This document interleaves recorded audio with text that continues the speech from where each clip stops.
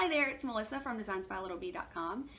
Today I'm going to deviate a little bit from our usual video, and yes, that's a pun based on what I'm going to talk about. This video will not be about machine embroidery. It's actually going to be about a procedure that I had 2 weeks ago today called Septoplasty and Turbinate reduction surgery.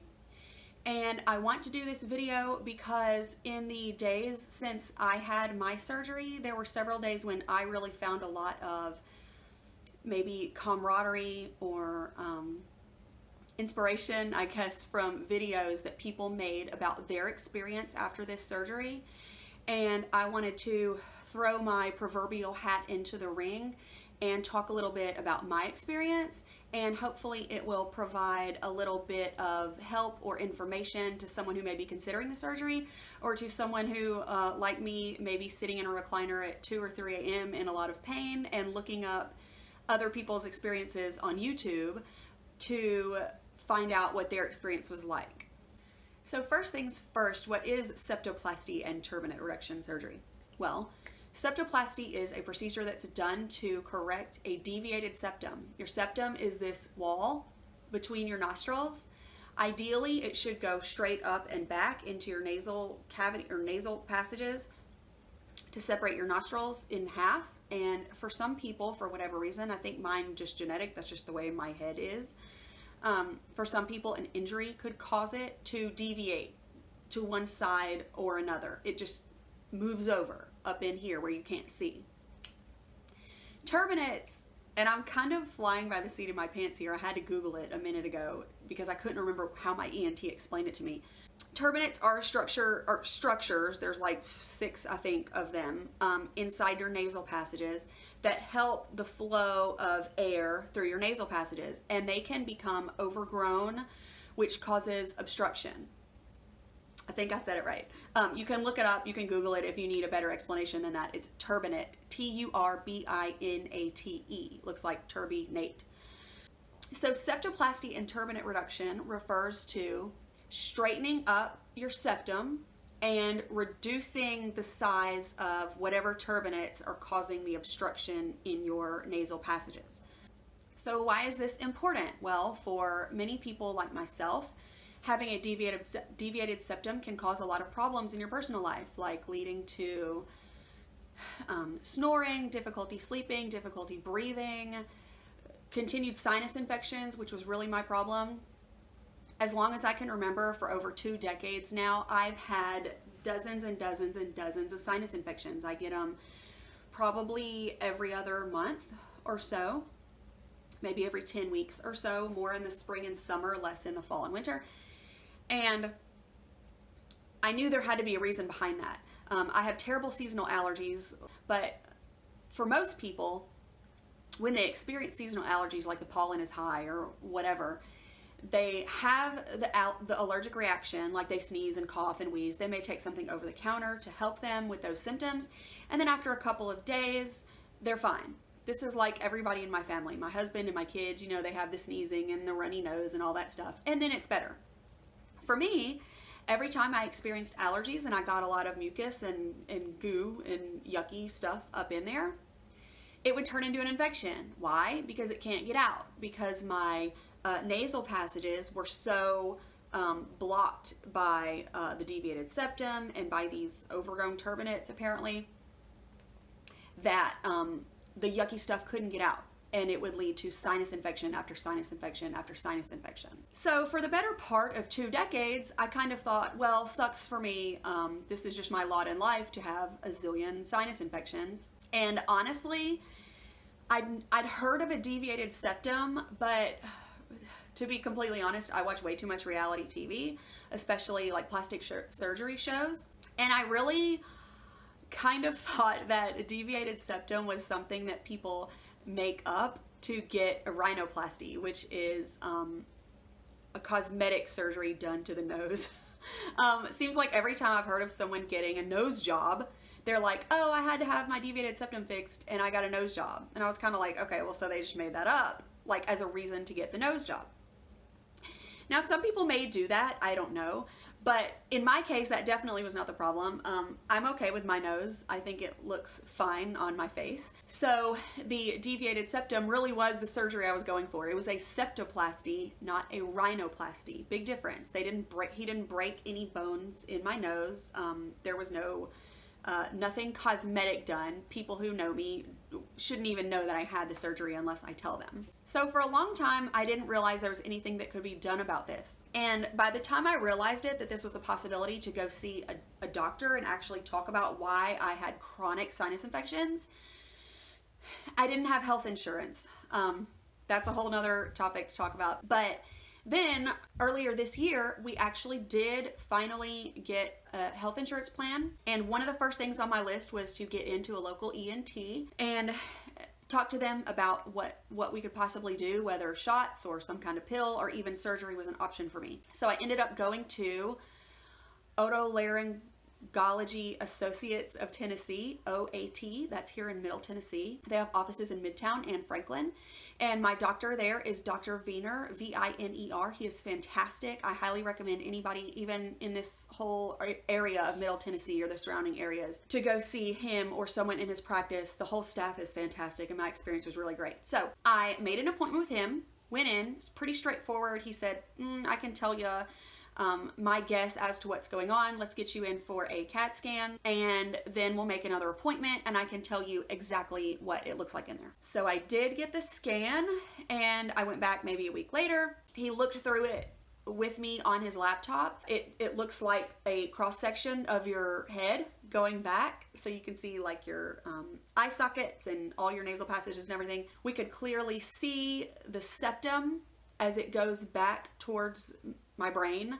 My septum was way off in one direction. I don't remember which direction. And he showed me these turbinates, which I'd never heard of before. And he showed me kind of an example on his laptop of what it should look like and what mine looked like. And mine were enlarged. They were larger than the normal one looked like. And I know I have a huge head, but they were still bigger than what they should have been. He said this is a super straightforward procedure.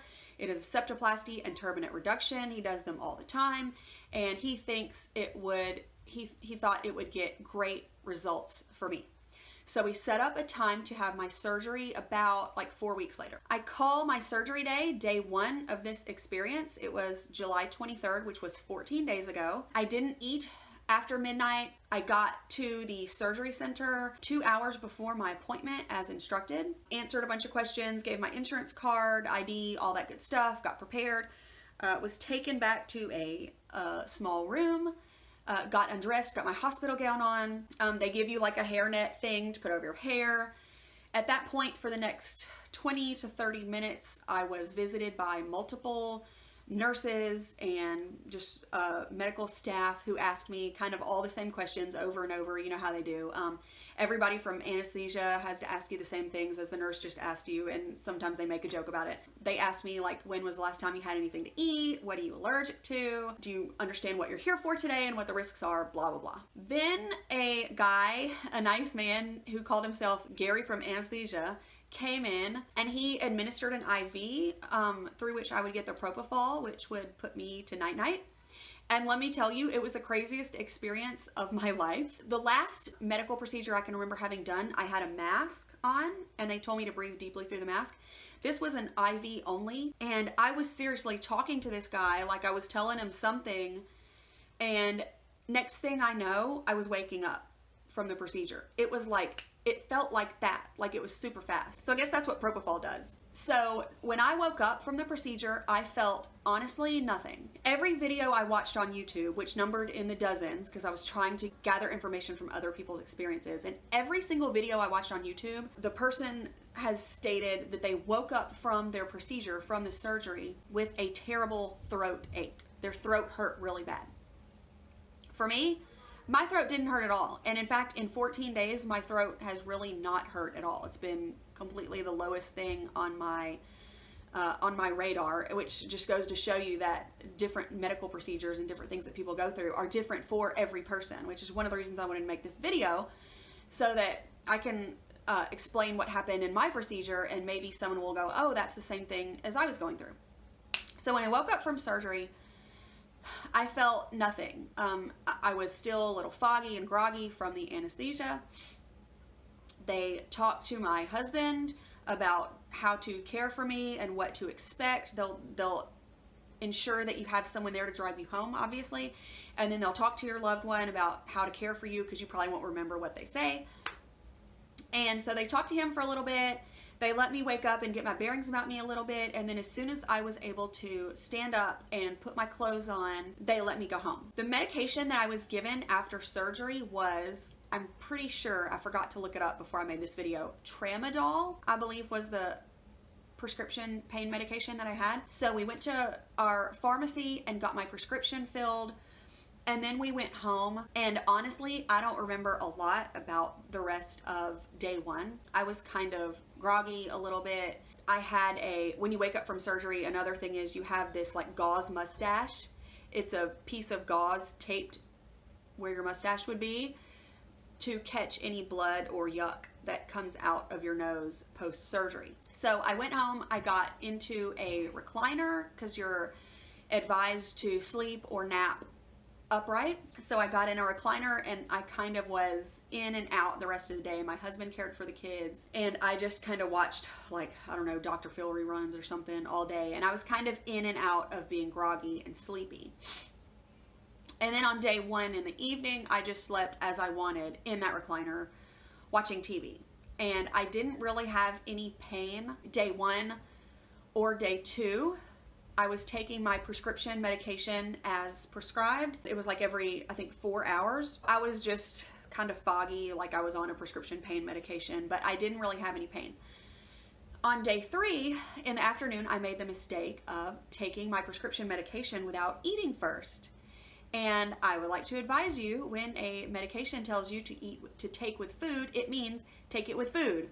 There's a reason for that. I was so nauseated the entire afternoon. It was terrible. I was terrified I was going to vomit.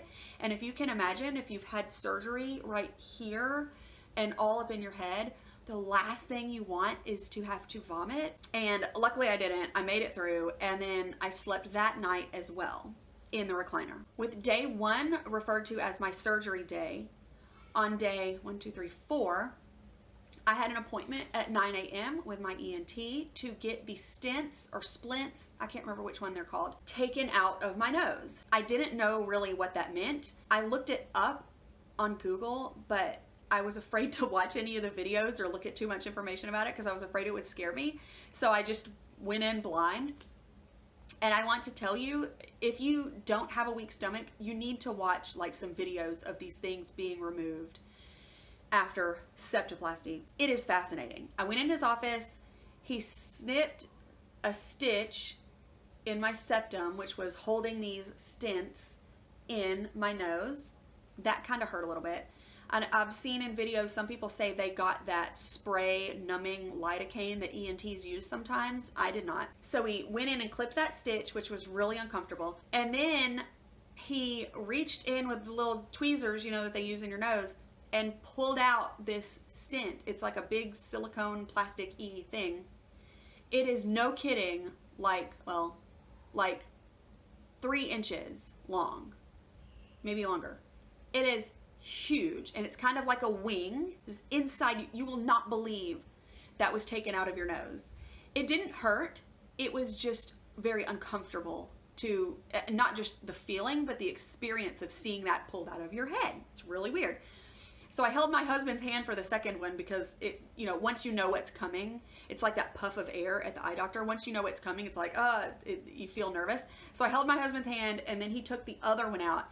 And it was just, the best way I can describe it is just otherworldly to see that plastic thing come out of your nose. It was crazy. After the stents were taken out on day 4, that was the first turning point of my surgical experience.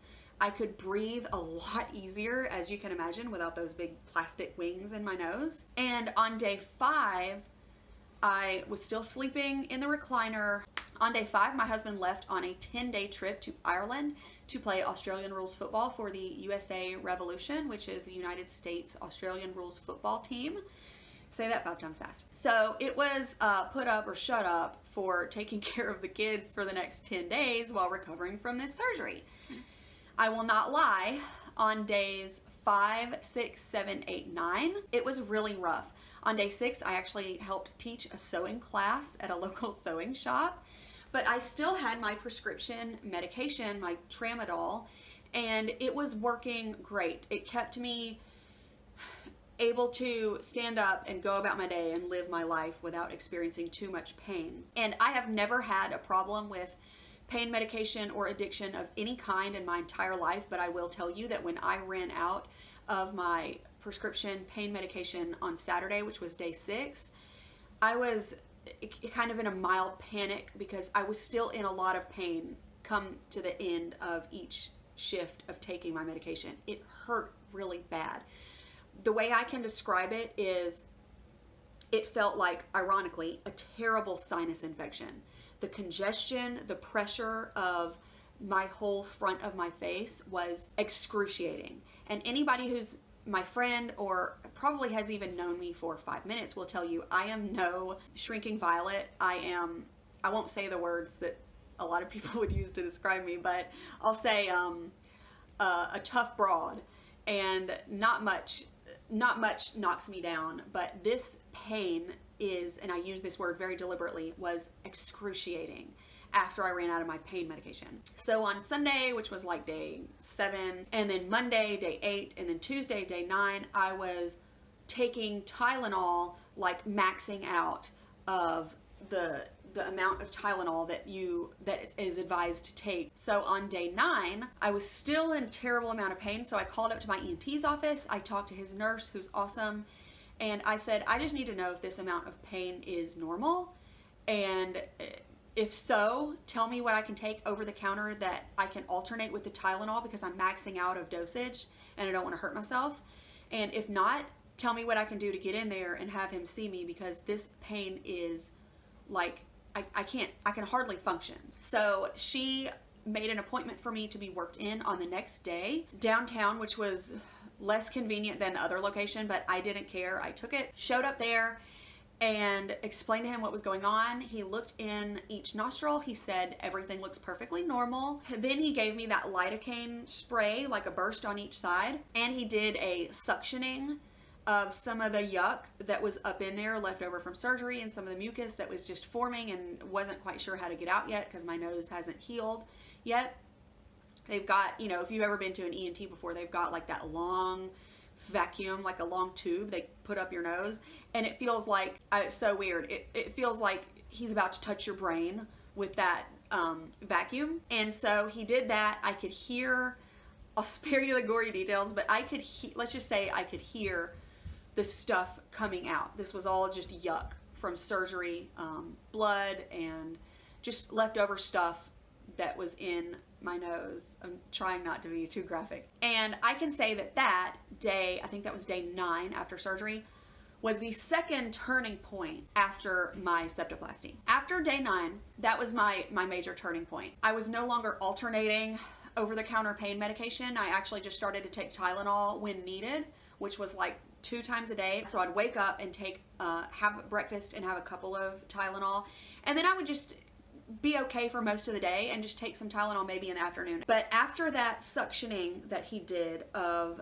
my nasal passages, after that it was exponential. Like day 10 was good, Friday was better, Saturday was good, and Sunday, yesterday, was pretty great. I've taken Tylenol maybe once or twice a day, and it just feels like a normal headache, like a bit of sinus pressure. It is no longer excruciating or life-ending kind of pain, like I don't even want to stand up or talk to my kids or go about my day. Then today, exactly 2 weeks past my surgery, I actually woke up. I kind of did my hair as much as my hair does. I put on a little makeup, got some jewelry, went to pick my husband up from the airport, and I've taken Tylenol one time because I had a little, like when I wake up in the morning, it still feels pretty congested up there. Overall, I feel good. I mean, I feel like I look pretty good. Like I look a lot more like myself. I'm not dragging around, super tired all the time and in a bunch of pain. That's my story about my experience with septoplasty and turbinate reduction surgery. My main takeaway from my experience was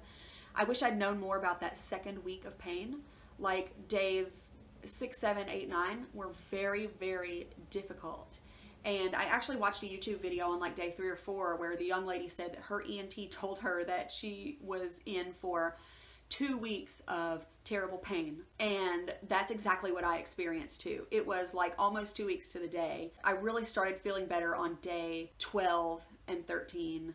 And today I feel pretty great. Looking back at this point, it's kind of hard to say, well, was it worth it? Because I'm not fully healed yet. My ENT told me that I will experience full healing and will be able to really feel and see the results of the surgery 4 to 6 to 8 weeks out. There are days now, like yesterday, I was breathing totally clear through my nostrils. And I remember I was lying in bed watching a TV show last night, and I was just breathing, and I was thinking, wow, I've never breathed like this. Like, I've always had obstructions up in there, always. This video is not intended to be medical advice in any way. I highly recommend you talk to your own ENT about whether septoplasty would be the right way for you to go.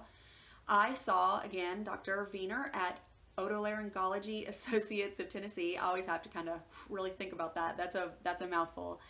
And I highly recommend that practice, and his whole staff is really great. And I wish you the very best of luck with whatever decision you decide is best for you. Bye.